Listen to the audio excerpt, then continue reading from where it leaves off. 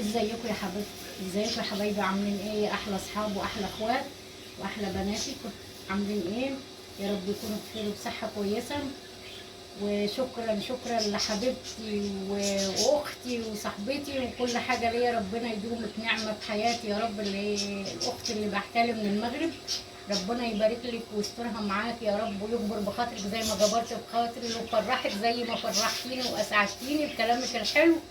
شكرا لاهل المغرب كلهم وكل الدول العربيه كلها على راسي، داخل مصر وخارج مصر، ويا رب يدومكم نعمه في حياتي. وشكرا على لايكاتكم وكلامكم الحلو، ومتشكره لكم قوي. ربنا يكبر بخاطركم يا رب زي ما بتكبروا بخاطري وتفرحوني بكلامكم الحلو. النهارده بقى وصفه من مطبخ ام مصطفى. عاملين الغدا بتاعنا النهارده ببصاره، وهنعمل مسقعه باللحمه المفرومه. فرمنا بصلايه كده حمراء هنحطها للحمه، وقطعنا الباذنجان اهو، رشينا عليه ملح عشان يصفي الميه بتاعته.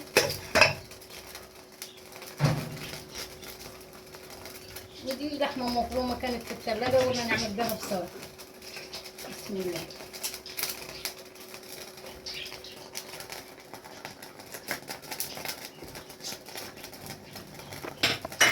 نعمل بيها بصاره ايه؟ هنعمل بيها مسقعه.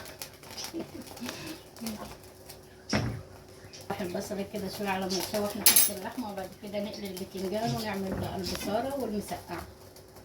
حملنا الثومه للمسقعه، هننزل عليها بمعلقتين خل كده، نطشها بمعلقتين خل.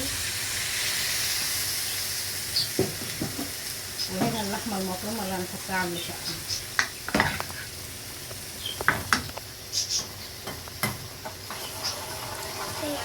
لايك واشتراك كده على الثومه الصلصه. ما تنسوش تعملوا لايك واشتراك. شكرا ليكم.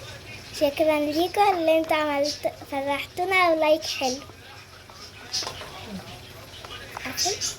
الصلصه تحت المسقعه انا هدلقها على اللحمه المفرومه، وبعد كده هنقلي الباذنجان. رشه دقيق بس على الباذنجان عشان ما ياخدش زيت. بسم الله.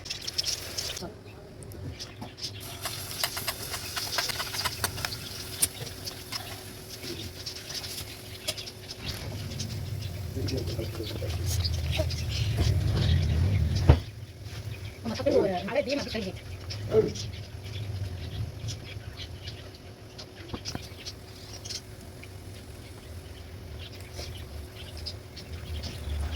ثانيه بسرعه. تاكلوا صوابعكم ورا.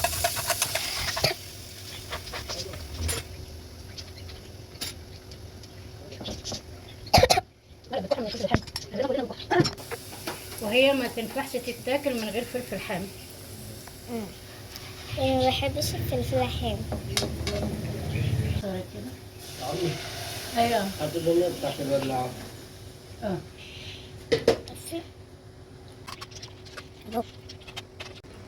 وكل حبايبنا ومشاهدينا هم اللي منورينا، وهم اللي مفرحينا وبسطنا، ربنا يكرمهم يا رب. وادي غدانا النهارده. عملنا حبة بصارة، عملنا حبة مسقعة، عملنا بتنجان بالدقة وقوطة بالثوم. وربنا يدومها علينا نعمة يا رب، واحفظها من الزوال.